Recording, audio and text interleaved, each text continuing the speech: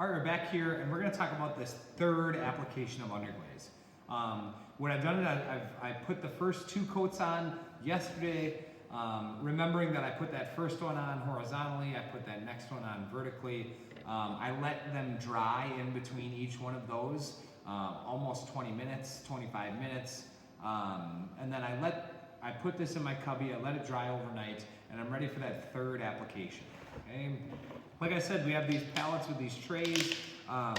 That's going to help save some of the glaze that we have in there. These things aren't perfect, and so they won't keep them completely, saved. You can see my little bit of brown kind of dried out, but it did save some of my yellow and red, and so it's definitely worth trying to try to save some of that glaze that you might use the next day. Okay? But I know that I need kind of a third application of brown, and so I'm going to go get some more brown, put it in there. And then again, I did that horizontal first, vertical the second, so I'm going to go diagonal with this third application. Again, making sure that this glaze gets on at a nice even coat throughout this entire project of mine.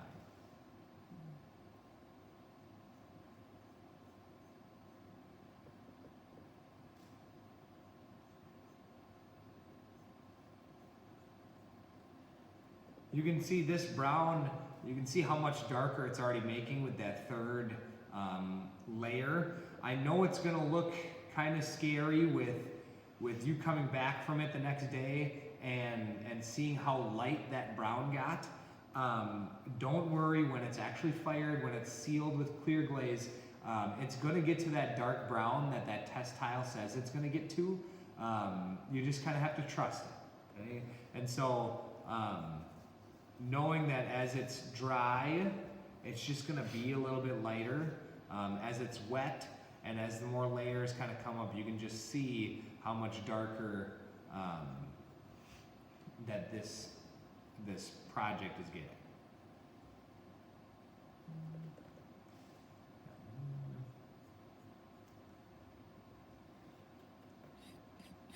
From here, I think I might actually need just a hair more of this brown.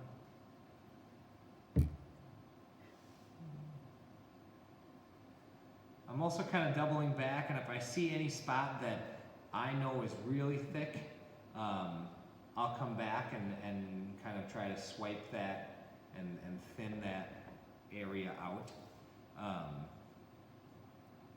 It's not an exact science, I'll say. You can see sometimes on these lower parts, I'm still maybe going horizontal again. And that's just, you gotta read your project. You gotta figure out what works on getting that third application. But the more safe you can get with those 3 different angles, again, the better chance this is gonna be to actually work out.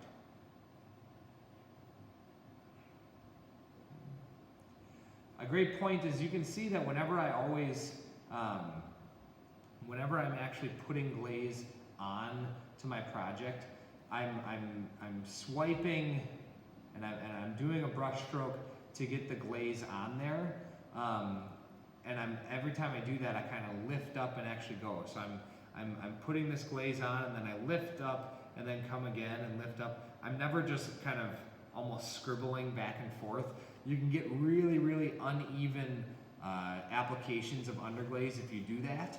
And so you've got to be really, really careful not to just kind of scribble on glaze almost like you're coloring with a crayon. So I'm here. I've gotten my third coat of brown here. Of course, I need to let this dry before I might want to go back with some of these yellows and put some small details around here. I need to let this dry first to make sure that my glazes don't mix on the actual project and to assure that I'm going to get a nice even coat that's actually going to stick and not flake off. So now I have my third layer on, and now I can start working on some smaller details.